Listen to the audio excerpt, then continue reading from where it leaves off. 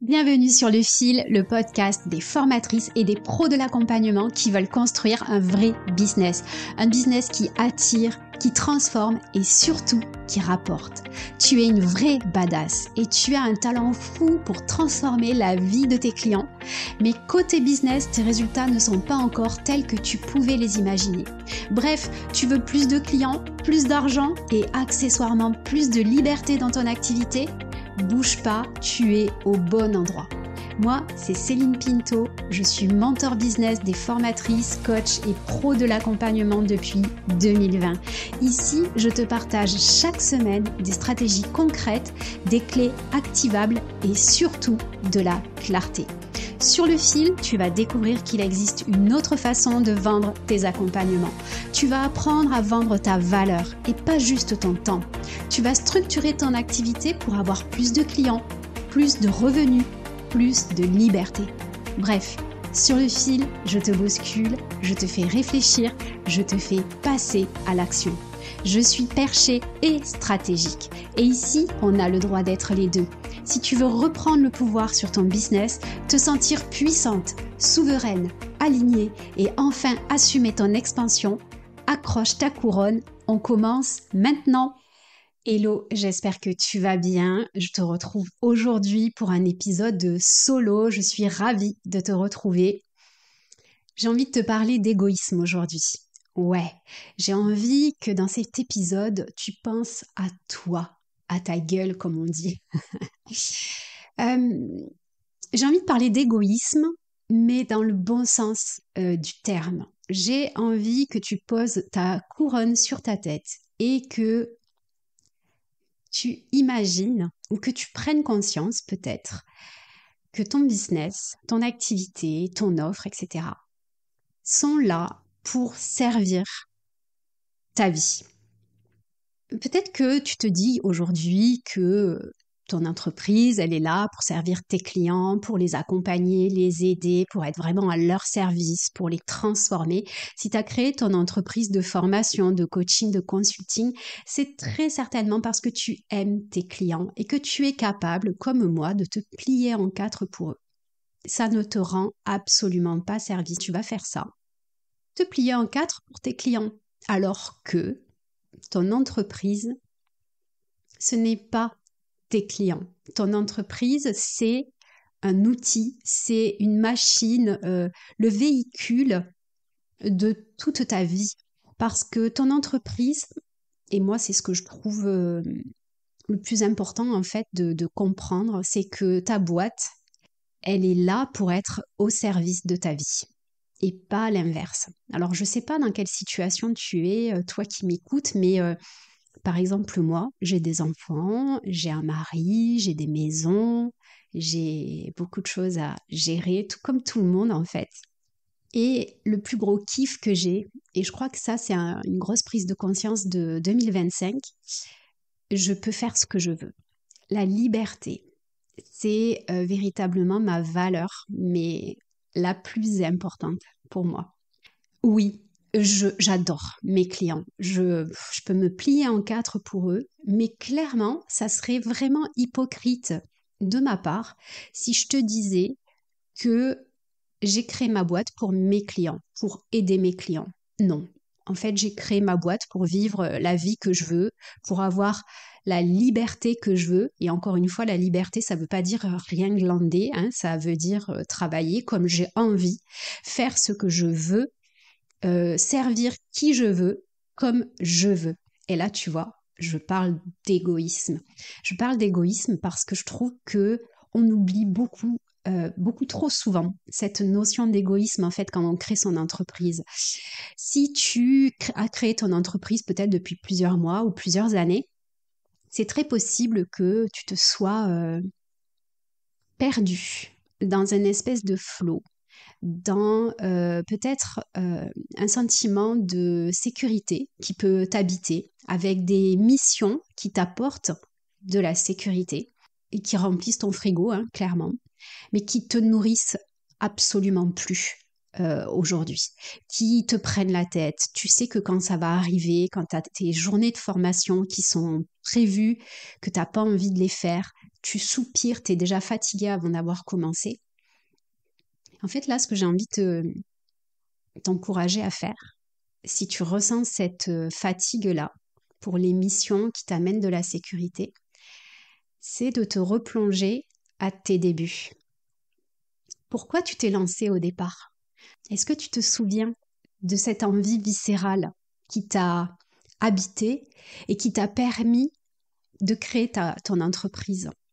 Est-ce que tu te souviens peut-être que quand tu as démarré ton activité, c'est arrivé pas forcément parce que tu l'as choisi. Peut-être tu as subi un licenciement, un burn-out, une reconversion forcée, peu importe.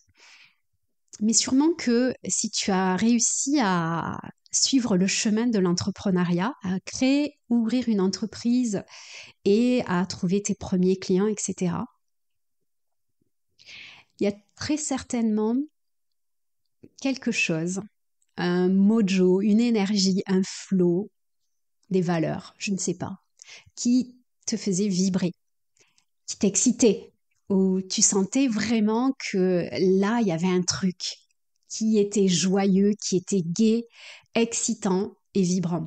Et en fait, petit à petit, tu as commencé à avoir des clients qui sont arrivés, super, youpla boum, les missions, les rendez-vous, et puis la machine s'est emballée. Tu bossais, ou peut-être tu bosses encore, c'est peut-être encore au présent pour toi. Et finalement, quand tu te retournes, tu te dis, purée, mais ce mojo-là que j'avais au départ, ce qui me faisait vibrer, bah, je l'ai perdu.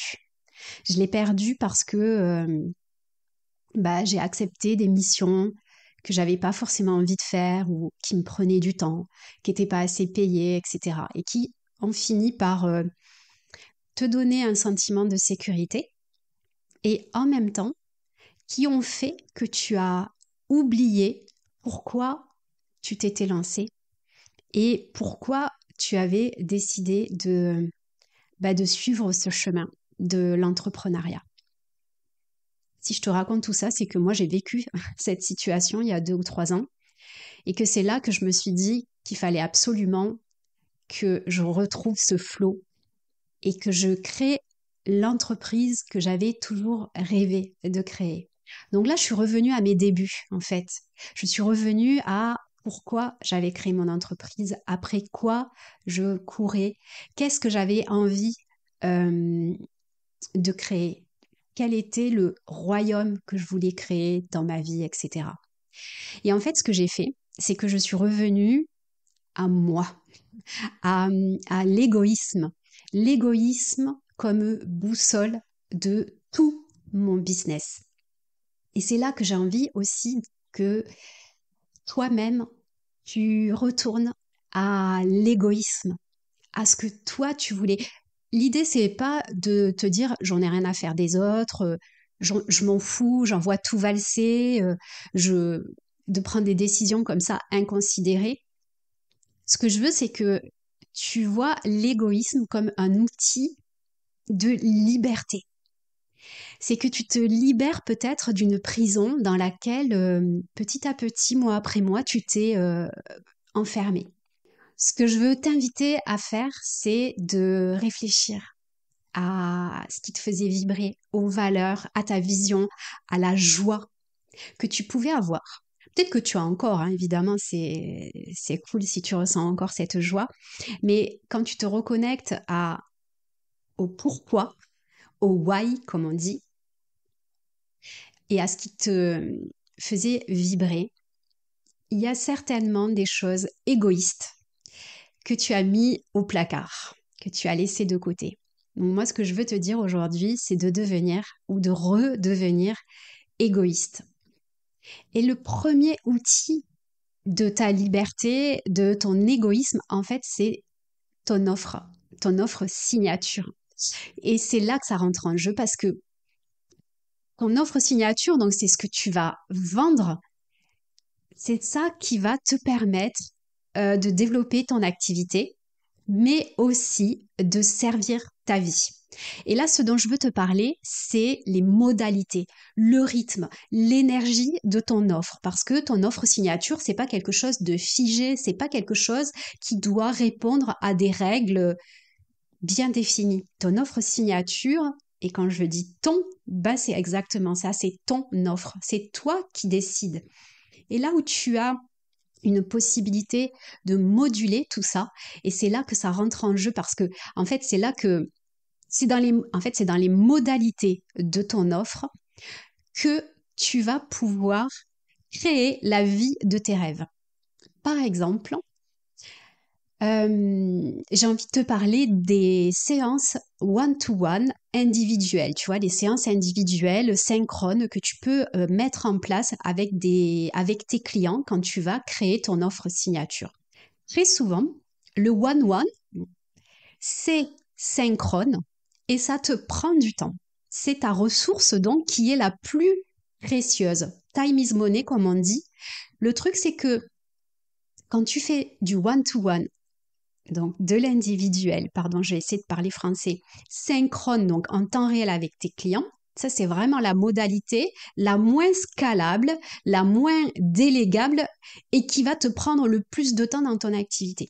Et donc, admettons que tu as décidé de te créer une offre signature au service de ta vie, d'accord? Et que toi, dans ta vie, tu veux de la liberté, tu veux que ton agenda ils te permettent d'aller chercher tes enfants à l'école, de partir en week-end le jeudi, de pas travailler le mercredi, etc., etc. Tu vois? Et qu'en fait, tu vas créer des accompagnements avec beaucoup de séances individuelles. Eh bien, à un moment donné, il va y avoir un gros problème parce que si tu as plus de clients, si tu vas devoir ajouter des heures dans ton agenda. Le problème, c'est que les heures dans ton agenda, elles sont pas extensibles. Moi, je dis que ton temps, c'est une matière première rare. C'est ton diamant brut. C'est l'accès à toi. L'accès à toi, parce qu'en fait, quand tu fais de l'individuel one-to-one synchrone avec ton client, il a un accès direct à ton jus de cerveau, à ton expertise, tes compétences, etc. Et ce que je veux te dire en fait, c'est que quand tu vas créer ton offre signature, fais bien attention à qui tu offres ton temps individuel. Et également, comment tu l'offres, dans quel cadre tu l'offres. Parce que c'est vraiment la clé. En fait, ce que je vois très souvent, la plupart du temps, c'est qu'on va créer une offre signature, d'accord, 1000, 2000, 3000 euros. Et en fait, ce qui va se passer, c'est que on a tellement peur qu'ils rajoutent des heures de one-to-one, des séances individuelles. En se disant, comme ça va donner plus de valeur à mon offre. Sauf que l'erreur, c'est que dans ton offre signature, il n'y a pas que du one-to-one dans les modalités. Parce que dans ton offre signature, tu vas digitaliser, donc automatiser, une immense partie de ton offre. Je dirais 80%, parfois même 90%. Et qu'en fait, la transformation de ton client, c'est là qu'elle va intervenir. C'est pas dans les séances en individuel avec toi. Peut-être que dans les séances en individuel avec toi, elle va prendre des décisions massives, elle va gagner du temps, etc. Mais peut-être que c'est pas la meilleure modalité pour qu'elle puisse se transformer. Si tu poses la question à tes futurs clients, ils vont toujours vouloir de l'individuel avec toi. Et toi, tu vas toujours vouloir rajouter de l'individuel parce que tu as peur de vendre cher et tu te dis, bah, vu que ça, c'est ma ressource la plus précieuse, je vais en rajouter plein. Sauf qu'en fait, c'est une erreur.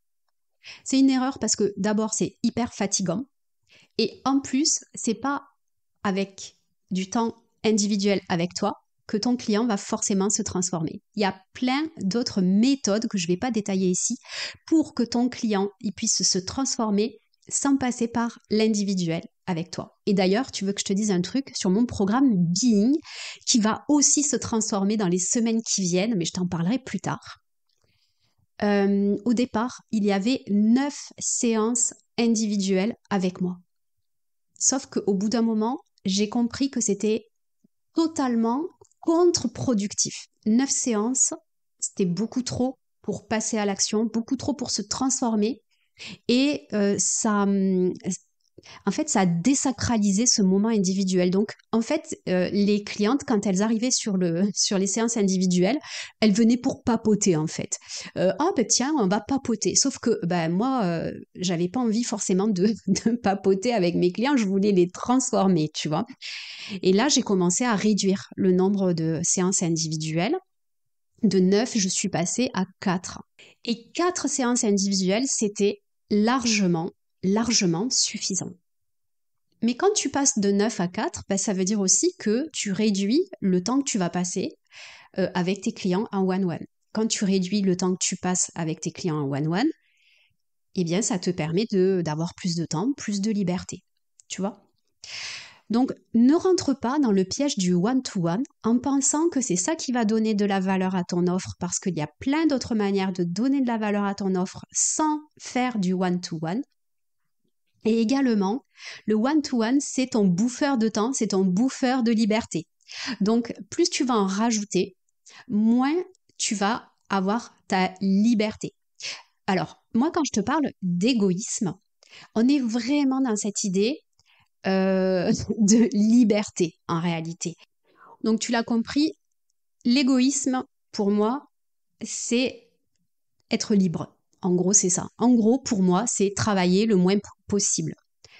Donc, si je veux travailler le moins possible, évidemment, le one-to-one, il faut que je l'enlève au maximum. Et donc, là, ce que j'ai fait, c'est que le one-to-one, je le mets à disposition de mes clients les plus premium, ceux qui payent le plus cher et qui vont avoir un accès à moi. Et en fait, quand tu vas commencer à sacraliser ton temps, sacraliser le temps que tu vas passer avec tes clients, c'est là que tu vas trouver plus de liberté. Et en fait, pour ça, il faut être égoïste. Parce que, enfin, égoïste, pas dans le sens je pense qu'à ma gueule, hein, et mes clients, j'en ai rien à faire. C'est pas du tout ça. C'est juste que je suis égoïste parce que la priorité dans mon business, c'est moi. C'est pas mes clients, c'est moi.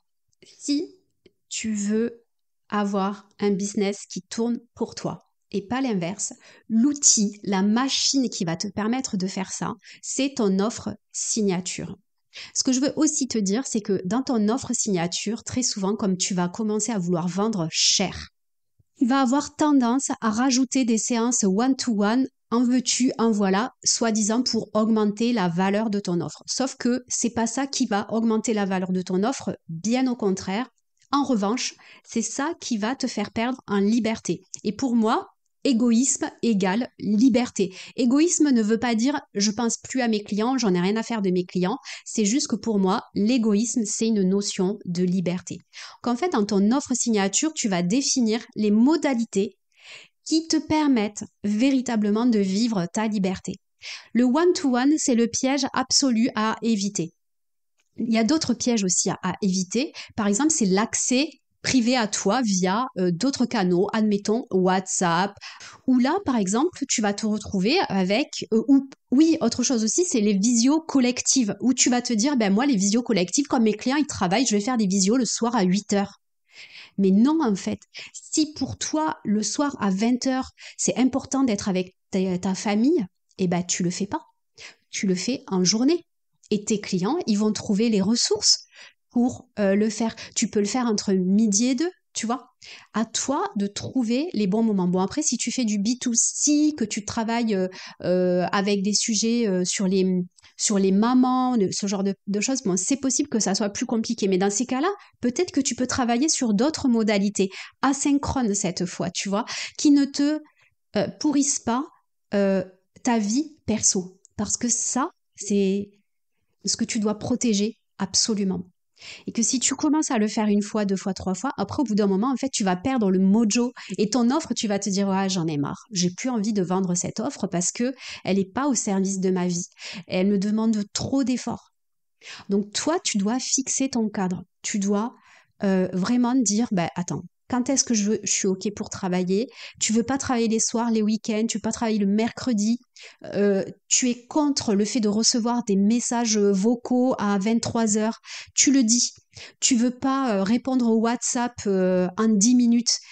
tu vas fixer ton cadre et tes clients, ils vont s'adapter.